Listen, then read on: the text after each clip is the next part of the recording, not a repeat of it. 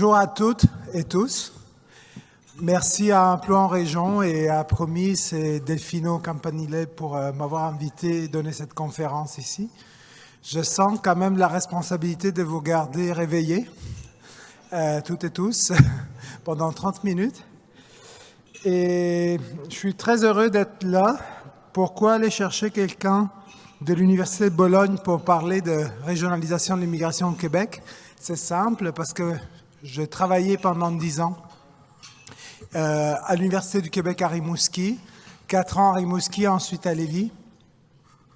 Et j'étais moi-même, en étant italien, venu en 2011, un immigrant, et aussi parce que je travaillais depuis plusieurs années sur la question de la régionalisation, donc du développement de territoire en lien avec l'immigration. Donc aujourd'hui, je vais présenter une étude. En fait, la présentation, c'est les travailleurs immigrants qualifiés en région, le cas des professeurs d'université dans des universités hors métropole.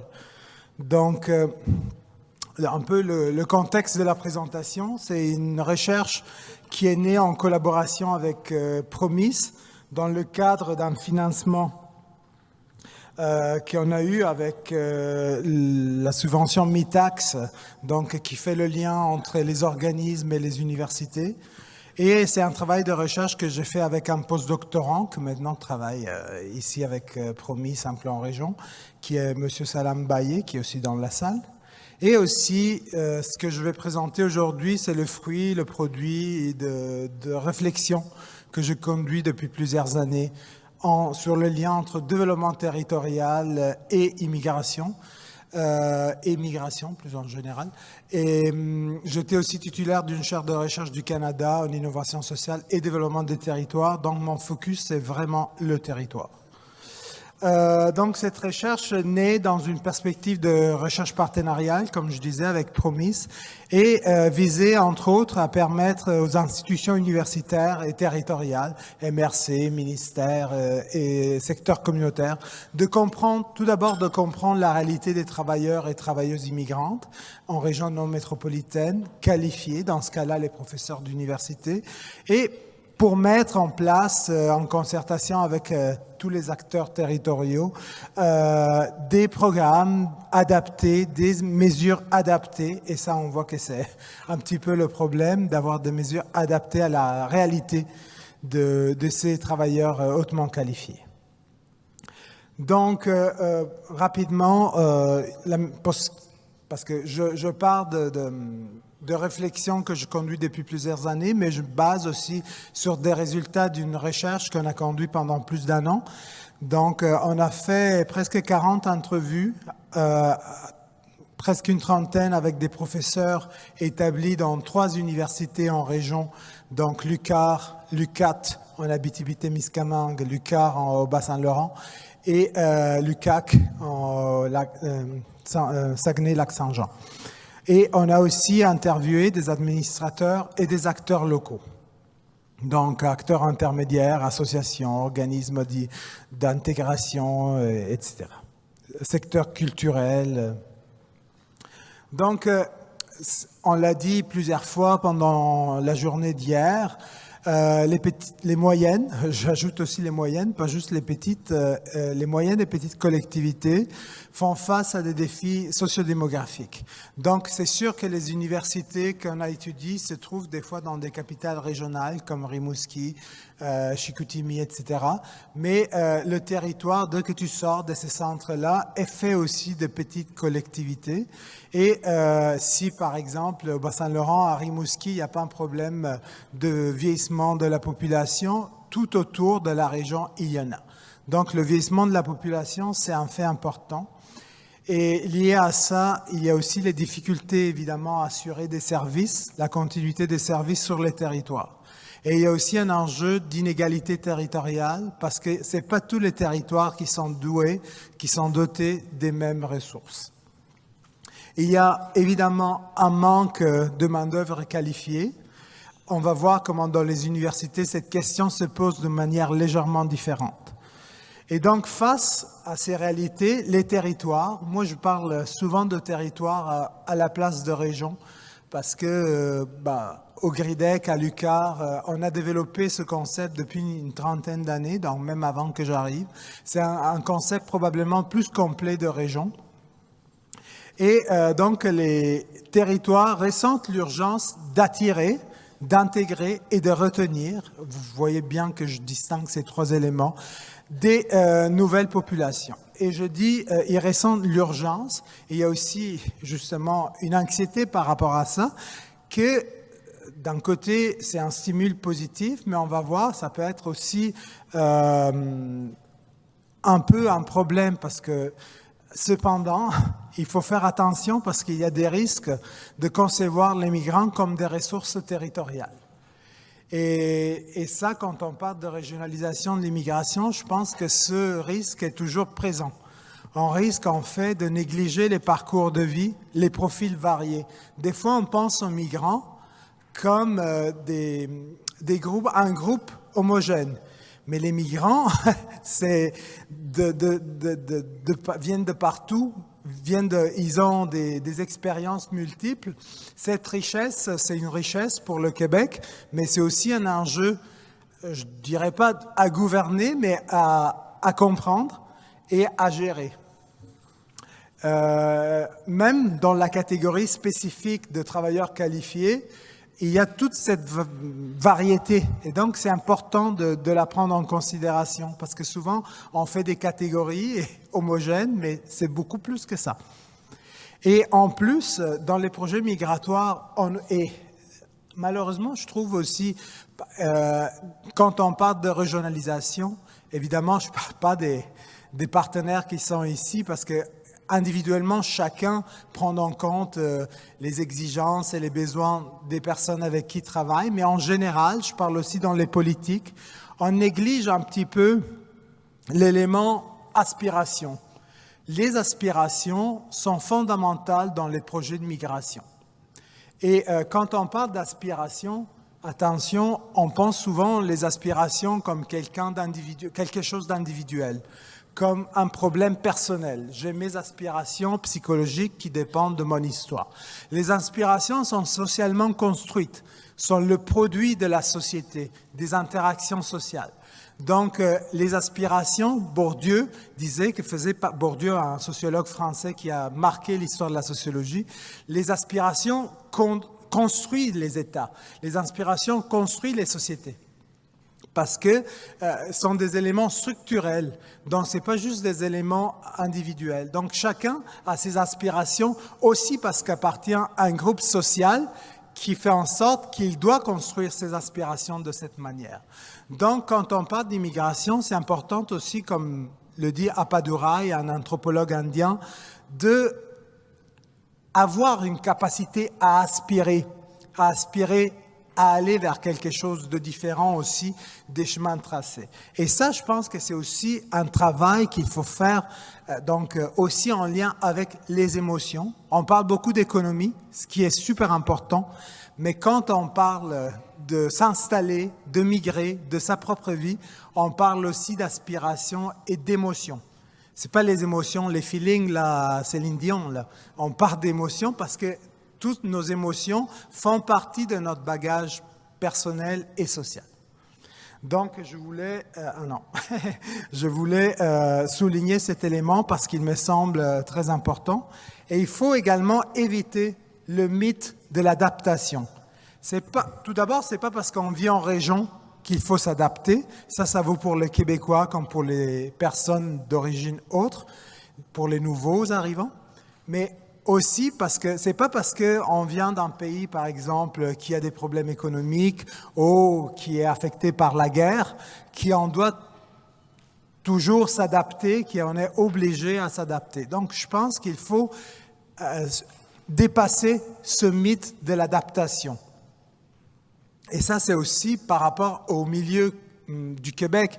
C'est des belles régions, c'est des régions où il fait bon vivre, mais évidemment, il y a des éléments structuraux qui sont limitants. Par exemple, certaines fois, la question des activités culturelles. Donc, il faut aspirer aussi pour les milieux, pas juste de manière individuelle. Et je vois donc des fois dans cette vision de la régionalisation de l'immigration une primauté du marché. Et ça, je trouve que cette primauté du marché, on l'a entendu un peu hier, mais évidemment, je critique pas ça parce que c'est important, l'économie. Je suis un sociologue économique, c'est important. Moi, j'étudie le lien entre le social et l'économique. Et c'est mais l'économique doit être encastré dans la société. S'il est désencastré de la société, c'est là qu'il y a quelque chose qui ne marche pas. Et l'économie aussi en souffre parce qu'il se retrouve sans ressources de travail, mais sans personne. Donc, par exemple, on voit cette primauté du marché dans le profilage qu'on fait des immigrants. Et aussi dans cette politique qui tend volontairement à privilégier l'immigration économique au détriment aussi d'autres immigrations qui peuvent amener quand même une contribution importante à la société québécoise. Donc, intégration et rétention, on l'a dit plusieurs fois hier aussi, sont des mots essentiels et qui doivent aller de pair, donc ensemble, pour faire face à cet enjeu. Donc, mais par contre, l'intégration demande du temps. Donc, le temps d'intégration est un processus qui a besoin d'un temps de socialisation, et d'adaptation aussi à la société, aux valeurs. Dans le cas du Québec, peut-être plus que dans d'autres cas, au climat, donc à la température, mais à la société, au changement de la société. Donc, il y a une importance fondamentale de la dimension temporelle, donc des trajectoires. C'est pour ça que la dimension parcours de vie de migrants est importante. Il faut voir ça dans le temps long. C'est pour ça qu'il y a l'intégration, qui est le temps disons, qui est fondamentale, mais après, il y a la rétention. Et il y a une dimension temporelle fondamentale et il y a aussi une dimension spatiale, donc une dimension territoriale. Moi, je disais, je privilège le terme territoire parce que derrière le terme territoire, il y a toute la construction sociale du territoire. C'est pas juste l'unité administrative. Donc ici, on a le maire de Gaspé et de la MRC de Gaspésie, mais donc l'élément administratif, politique, mais il y a tout l'élément de milieu de vie, donc du milieu. Et quand on fait venir des immigrants dans un lieu comme Gaspé, par exemple, que j'ai étudié beaucoup aussi lié à la pêche, il faut comprendre où on va, où on s'enracine, les traditions, mais aussi les luttes du territoire. On pense aux révoltes des pêcheurs et tout ça. Donc, c'est important, la dimension territoriale, avec l'aspiration des territoires et l'identité des territoires. Sinon, on fait une opération mécanique et des fois, ça réussit pas. Vous vous rappelez peut-être des 40 Colombiens, des 35 Colombiens à Saint-Pascal, pas loin de Trois-Pistoles. Donc, alors, ça j'y vais vite parce qu'on m'a dit qu'on me tuait si je dépassais le temps. Donc, ma mère a envie de me voir, donc il faut que je préserve ma personne. Donc, à la lumière de tout ça, c'est des éléments importants quand on parle d'intégration des migrants. Donc, je vois rien là. Je vous avoue, j'ai vraiment de la difficulté à voir, en plus c'est petit. Mais donc, il y a des marqueurs et des moyens, donc il y a des éléments importants comme l'emploi, le logement, l'éducation, la santé. Ah, merci, c'est qui le sang qui m'aide? Il y a après des éléments liés à la connexion sociale, donc des ponts sociaux, des liens sociaux et des connexions. Donc tout ça, ça semble très pareil, mais ça concerne la société en général, les communautés plus spécifiques, communautés ethniques et communautés locales. Donc, et après, il y a des éléments facilitateurs, évidemment la langue, et au Québec, on y tient beaucoup parce que c'est un élément important pour la société, mais c'est un moyen d'action, sin lequel on ne peut pas avoir intégration. la stabilité, la sécurité, aussi la sécurité d'emploi, mais la sécurité d'avoir un toit sur sa tête pour ses enfants, pour sa famille. Et évidemment, il y a des droits fondamentaux, des bases fondamentales qui sont les droits et la citoyenneté. Et l'idée de devenir citoyen, de construire citoyen. Et au Québec, peut-être l'enjeu, mais c'est un bel enjeu à construire et tout ça, entre appartenance à la province, donc c'est une nation, la nation québécoise, et la Fédération canadienne, donc le Canada. Donc des fois, les immigrants sont pris entre ces deux messages. Donc, le Québec comme pays ou le Canada comme pays. On a beaucoup vu, pas juste dans cette recherche, mais en général, aussi j'ai fréquenté beaucoup les groupes d'immigrants à Rimouski, etc. Les étudiants, par exemple, quand ils viennent, ils sont un peu perdus, mais c'est quoi le pays? C'est quoi la nation? C'est quoi? Donc, cet élément est un élément important à prendre aussi en considération. Dans la question de l'intégration des migrants dans les universités, il y a évidemment un besoin de main-d'œuvre, mais il n'y a pas juste ça, parce que le marché universitaire, c'est un marché particulier. C'est un marché où c'est difficile de se placer. Donc, ce n'est pas un problème criant de manque de main-d'œuvre comme dans d'autres secteurs. Mais les universités, et ici, je me fais tout petit parce que, bon, quelqu'un pourrait m'appeler traître. Après 10 ans au Québec et à Rimouski, j'ai décidé de revenir dans mon pays. Mais justement, c'est parce que je ne suis pas une ressource. Je ne peux pas culpabiliser. On ne peut pas culpabiliser si dans notre parcours de vie, on prend un virement. C'est comme ça les parcours de vie. C'est des voies, on n'y va pas tout droit. Des fois, on retourne à notre pays, on peut revenir. Et même ça, le système d'immigration est un peu rigide. Moi, je suis retourné depuis 2 ans. J'ai un statut hybride parce que je viens chaque 2 mois pour finir mes recherches, pour encadrer mes étudiants et tout ça. Et dans 1 an, je perds mon permis de résident permanent. Je n'étais pas encore devenu citoyen. Et là, c'est comme si je jetais à la poubelle toutes ces 10 ans de ma vie.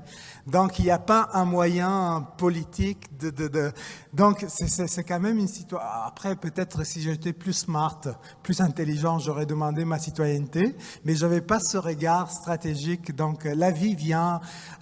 Des fois, quelqu'un de ta famille tombe malade, tu retournes et tu changes ta trajectoire. Donc, ça pour dire que même dans les universités, il y a un enjeu de rétention. C'est peut-être pas un enjeu de recrutement tout d'abord, mais il y a un enjeu de rétention. Et ça, c'est valable dans les universités en région pour les professeurs étrangers comme pour les Québécois. Mais dans le cas des professeurs étrangers, donc la question de la diversité, ça devient aussi un élément politique. Les universités sont, entre guillemets, prises avec ça, dans le sens qu'on s'est rendu compte que dans les universités, c'était un peu le domaine des hommes blancs hétérosexuels, canadiens, français, dans certaines universités, et qu'il n'y avait pas assez de femmes, il n'y avait pas assez évidemment, je les nomme même pas, mais c'est tellement évident, de Premières Nations, de personnes d'origine immigrante. Et donc, cette question-là, dans les universités, ça devient tout d'abord une question politique, mais qui reste quand même importante. C'est juste peut-être dommage qu'il soit juste une obligation institutionnelle qui, des fois, c'est comme s'il faut remplir des cases. Donc, des fois, ça devient un peu limitant, mais c'est un enjeu. Donc, ce sont les enjeux dans les universités, à mon avis. Donc, maintenant, on va se concentrer sur la recherche. J'ai un peu moins de 15 minutes. La recherche, donc, les résultats qu'on a trouvés avec M. Mbaye. Donc, les obstacles à l'intégration. Tout d'abord, il y a le fait que les professeurs étrangers ne sont généralement, les professeurs, comme les travailleurs qualifiés en général, ne sont généralement pas perçus comme vulnérables du fait de leur niveau d'études, de leur qualification et de leur relativement bonne rémunération. Mais là, on va voir comme il se cache des difficultés d'adaptation, d'intégration, mais aussi au quotidien. avec la conciliation travail-famille, pour le fait, par exemple, de ne pas pouvoir compter sur une famille sur place, un réseau d'amis, etc. Donc, ça, c'est un double piège parce qu'on pourrait dire, mais qu'est-ce que vous vous plaignez? Vous avez des doctorats, vous faites 100 000 $ par année, vous habitez dans une belle maison en région et tout ça, mais il y a toute cette difficulté intrinsèque au fait d'être migrant que des fois on néglige. Des fois, les professeurs qu'on a interviewés, on en a interviewé une trentaine, ils disaient des fois, les collègues, je ne peux pas parler de ça parce que les collègues pensent que je me victimise parce que je suis migrant. Mais on va voir, il y a des éléments, des difficultés quotidiennes, énergivores, qui ont un impact sur la vie de ces professionnels, de ces migrants. Moi, je pense que des fois, on oublie qu'ils sont des migrants, dans le sens qu'on pense beaucoup à la mobilité, on parle d'élite mobile, d'élite internationale, mais on cache derrière cet élément le fait qu'il y a un processus d'immigration qui demande de l'adaptation. Donc, il y a aussi un élément de manque de compétences et de préparation des institutions universitaires à accueillir ces gens-là. Il n'y a pas un agent d'accueil. Il y en a pour les étudiants, peut-être, des fois, mais pas pour les professeurs. Aux ressources humaines, par exemple, dans toutes les universités, il n'y a pas quelqu'un qui est spécialisé dans les démarches d'immigration, par exemple. Souvent, les professeurs ils doivent s'occuper eux-mêmes de leur position dans la migration. Et au contraire, l'institution devient un élément qui exige. Évidemment, les institutions ne peuvent pas embaucher quelqu'un qui n'a pas de permis. Donc, c'est aussi un moyen de pression. Ton permis expire, des fois ils ne te le disent même pas, mais le permis expire si tu es travailleur temporaire dans un mois, et c'est à toi de trouver la solution, d'aller aux douanes. Les universités c'est comme si ce problème se posait moins. Donc maintenant, ils commencent à penser à ça, à travailler sur ça, mais il y a un manque de compétences dans les universités, dans les administrations universitaires par rapport à ça. Il y a aussi la question de l'instabilité liée au processus d'établissement d'un nouveau pays, donc toutes ces choses dont je parlais, des documents, des permis du travail, etc., qui provoquent beaucoup d'anxiété. Et surtout, imaginez, quelqu'un arrive comme travailleur permanent, temporaire, pour faire un travail de prof, par exemple, qui mène à la permanence. Donc, qui après 3, 4 ans, 5 ans, devient permanent. Donc, il a géré une entrée en carrière, un nouveau métier. Il doit se socialiser. Ici, comme en France, on doit toujours se socialiser. Mais en plus, il y a la question de l'instabilité de vie de sa famille, du lieu, mais des papiers d'immigration. Donc, tu as un statut précaire, peut-être tu as un contrat de 4 ans, mais tu as un permis d'1 an. Tu as un permis qui doit être renouvelé. Donc, tout ça, ça crée quand même des anxiétés. Je ne suis pas ici pour victimiser les immigrants ou les professeurs immigrants, mais je pense qu'il faut comprendre cette réalité qui peut, au quotidien, créer des micro-tensions. Et il y a aussi l'enjeu de la reconnaissance par les pairs dans le milieu, de l'enseignement, de la recherche. Des fois, il y a des enjeux, plusieurs professeurs nous ont parlé de la question de la langue. Tout le monde ici vient ici, je pense, au moins chez les professeurs, avec une volonté de parler français, de l'améliorer, mais des fois, on a des difficultés si on vient d'autres pays, etc. Les étudiants peuvent être aussi très exigeants, donc c'est normal qu'ils veulent de l'enseignement de qualité et il faut leur donner. Mais nous, les professeurs viennent aussi dans un milieu, ils doivent s'intégrer. Donc il y a aussi la question linguistique. Et plusieurs nous ont parlé de microagressions quotidiennes, des fois par les collègues, les étudiants, le fait de souligner l'accent ou de se faire demander plusieurs fois de répéter. Ça, c'est normal. Je veux dire, si on ne comprend pas, on demande. Mais mettez-vous à la place de migrants que tous les jours se fait demander, par exemple, « Ah, c'est joli ton petit accent, tu viens d'où ?» Ça, c'est un élément qui, évidemment, joue un rôle sur l'intégration. Donc ici, je répète, ça, des fois on caricaturise parce qu'on va dans le détail, on explique tout ça. quelque chose qui peut-être ça fait partie de la vie quotidienne, un petit sourire, etc. Mais au long, c'est des éléments qui peuvent avoir un impact sur l'intégration et aussi sur la rétention. Donc, il y a une méconnaissance aussi de l'environnement universitaire. On sait que faire un doctorat en Afrique, en Italie, en France, c'est pas la même chose de le faire au Canada, au Québec, en Amérique du Nord. Il y a des règles, par exemple, le fait en Europe, on ne publie pas avant le doctorat. Ici, les étudiants commencent à publier au baccalauréat la maîtrise. Donc, on se trouve dans un milieu plus compétitif, plus axé sur ça. Et donc, c'est toute une question de connaître le système.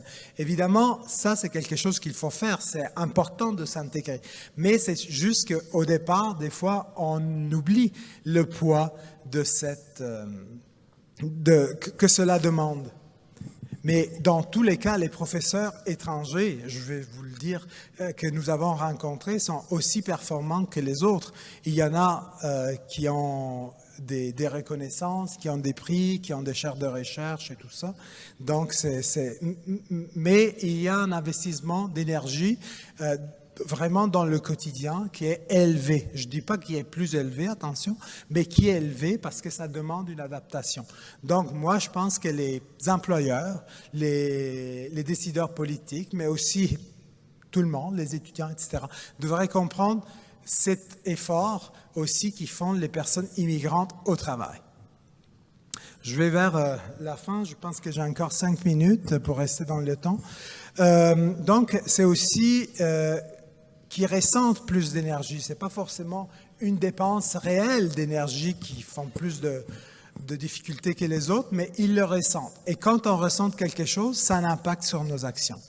Il y a l'enjeu spécifique de la conciliation travail-famille, évidemment, qui a un impact important sur les travailleurs migrants parce qu'ils ils peuvent compter beaucoup moins sur un réseau familial. Et quand on est dans une région où, par exemple, il y a donc un réseau, entre guillemets, ethnique moindre, amical, surtout dans les premières phases. C'est pour ça que je vous disais que la dimension spatiale, mais surtout la dimension temporelle, a un impact très, très fort parce que ça peut beaucoup changer au début de l'immigration et vers la fin. Après, il y a quand même une, entre guillemets, normalisation qui se fait. À la rétention, parce que évidemment, intégration et rétention vont ensemble, mais il y a des éléments un peu différents aussi. Pour retenir ces travailleurs-là, il y a souvent un manque de mesures professionnelles et familiales dans les institutions. Il y a des éléments vraiment dans l'accompagnement qui manquent dans les universités, mais aussi au niveau territorial. Il y a un éloignement géographique souvent avec la famille parce qu'ils n'arrivent pas, il y a le gros problème du conjoint ou de la conjointe, c'est difficile des fois de trouver l'emploi pour les deux, on l'avait déjà dit hier.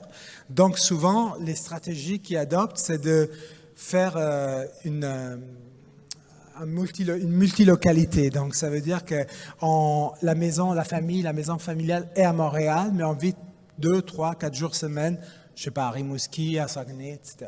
Et ça a un impact encore plus sur la conciliation travail-famille et sur aussi la situation économique de la famille. Donc, donc il y a vraiment un vide formel dans l'intégration et dans la rétention des professeurs immigrants.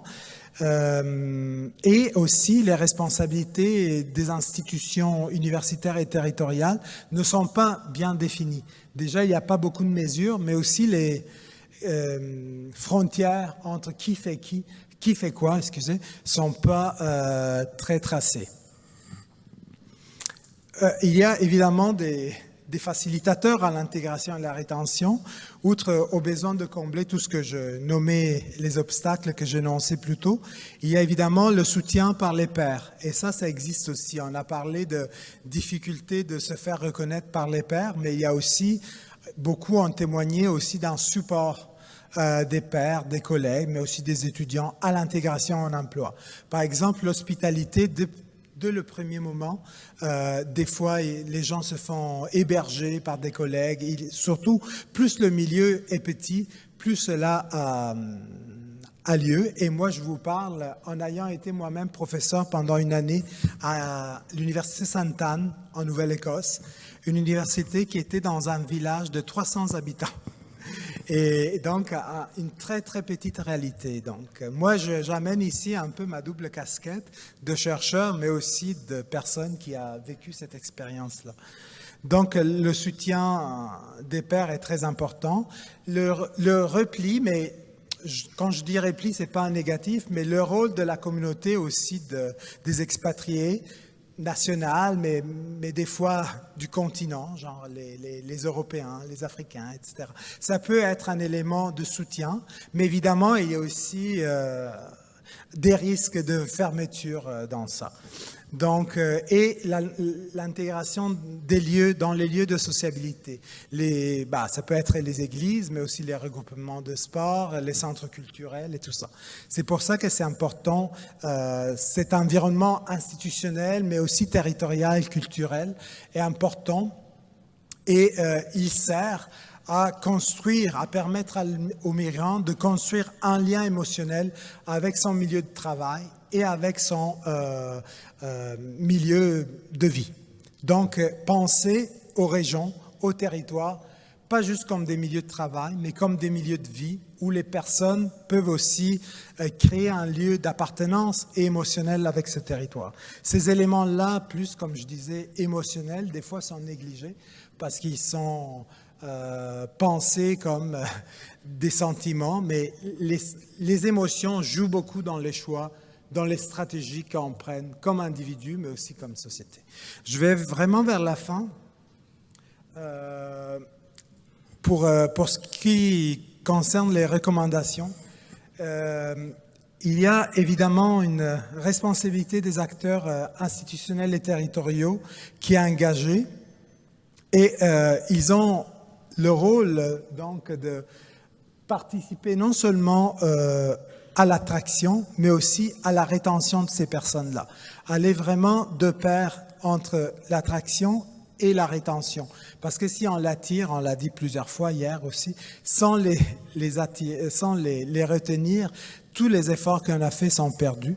Soutenir les couples dans leur intégration. Souvent, il y a aussi des célibataires. Moi, j'étais célibataire, je suis venu seul et je suis parti seul. Je suis célibataire, c'est mon choix. Le recrutement des aidants professionnels, des services spécialisés dans les universités, mais aussi dans des institutions. Monsieur le maire, je sais que les administrateurs, vous en avez beaucoup sur les épaules. Moi, avec mes collègues, quand il y a eu la réforme en 2014-2015 de la gouvernance régionale, on a beaucoup critiqué ça. Et moi, je parlais dans un article, dans un numéro qu'on a fait sur Organisation et Territoire, une revue que je conseille à tout le monde de lire. C'est basé à l'université, à l'UQAC, à Chicoutimi. C'est une revue qui met ensemble les intervenants comme vous et les chercheurs, donc fait le lien entre les deux mondes. Et je parlais de cette réforme, des enveloppes que le gouvernement libéral vous donne. Ah, je fais de la politique, excusez. Que le gouvernement donnait, je parlais d'enveloppes empoisonnées. Donc, c'est peut-être un peu fort, mais dans le sens qu'on vous a mis beaucoup le social sur les épaules, sans toujours vous donner les moyens, sans financiers, mais aussi humains. Et dans un contexte de pénurie de main-d'œuvre, les ressources humaines sont centrales. Donc, quand je dis qu'il faudrait accompagner mieux, avoir des professionnels, je comprends toute la réalité que vous avez déjà. Ça fait 20 ans, c'était les routes et la maintenance de ça, et maintenant vous faites des politiques jeunesse, des politiques sur le vieillissement, le MADA, etc. Donc, vous en avez beaucoup sur vos épaules, mais cet élément-là, c'est quand même un élément aussi important. Donc, recrutement des dents professionnels. Des projets de revitalisation du territoire. Donc, penser le territoire, oui, économiquement, oui, Benoît, j'ai fini, économiquement, mais aussi penser le territoire comme des milieux de vie. Parce que, je disais tantôt, le mythe de l'adaptation, c'est pas parce qu'on est migrant qu'on veut rester dans un lieu où il ne fait pas bon vivre. Donc, ce n'est pas parce qu'on vient d'une petite place qu'on veut rester dans cette petite place juste parce que notre famille est là ou pour les attachements. Donc, ça vaut pour les Québécois comme pour les nouveaux Québécois. Et donc, développement d'infrastructures culturelles aussi. Ça, c'est un élément que des fois qu'on oublie, mais la culture, et souvent les migrants sont passés par un autre lieu. Souvent, on le disait hier, de faire diroter les avions d'Air Canada, les faire arriver dans des régions. Bon, c'était un peu extrême. Mais par contre, c'est vrai qu'ils arrivent dans une première place, souvent Québec, Montréal ou Toronto. Et après, donc l'élément culturel peut être important aussi de la communauté. Donc cet élément-là, il faut le retenir. Je veux juste dire une chose. Et je conclus. C'est le partage d'expériences et de connaissances dans le cadre d'apprentissage mutuel entre acteurs différents. Je parlais des universités, des institutions, des MRC, des acteurs communautaires. Des fois, je trouve qu'au Québec, on se remplit beaucoup la bouche, ouais, ça se dit, avec le mot communautaire. Et le communautaire, dans la COVID, par exemple, dans la pandémie, a fait beaucoup. On a mis beaucoup sur les épaules du communautaire, sauf après encore répliquer des modèles un peu des fois de domination entre les acteurs. Je pense que la pandémie a quand même nivelé un petit peu ça, mais quand même l'importance de dialogue constant et de partage d'expériences entre différents acteurs, et aussi sortir de l'idée stéréotypée que les immigrants sont synonymes de vulnérabilité, mais il faut aussi reconnaître, comme j'essayais de le faire, les éléments de difficulté qui peuvent être associés au statut de migrant, se méfier d'une vision purement néolibérale de la migration comme ressource territoriale. Les personnes sont là avec leur vécu, leurs désirs, leurs aspirations, et ne sont pas un bien marchand. Des fois, on pense que les personnes soient au service de l'économie. Il faut penser, je sais que je vais être un peu idéaliste dans ça, mais il faut penser l'économie au service des personnes. Et c'est pour ça que les milieux peuvent se développer. C'est avec ça que les milieux peuvent se développer. Et moi, un élément pour conclure, je te jure, je finis. Il me regarde avec un air menaçant, vous ne le comprenez pas. Je pense que le concept de territoire est un concept très intéressant. Je l'ai skippé, je n'avais pas eu le temps de vous le présenter pourquoi je trouve que c'est intéressant. Mais moi, je vous incite à penser, peut-être, je ne dis pas d'abandonner le terme régionalisation de la migration, mais peut-être aussi à le penser avec le terme territorialisation de la migration. Parce que le lieu des... Merci, j'ai ma mère, ma famille là-bas. Merci maman. Mais le territoire est un concept important et c'est pas juste une question conceptuelle, mais c'est aussi de donner justement lieu à cette vision de milieu de vie. Et je pense que le concept de territoire le porte dedans. J'ai terminé. Merci.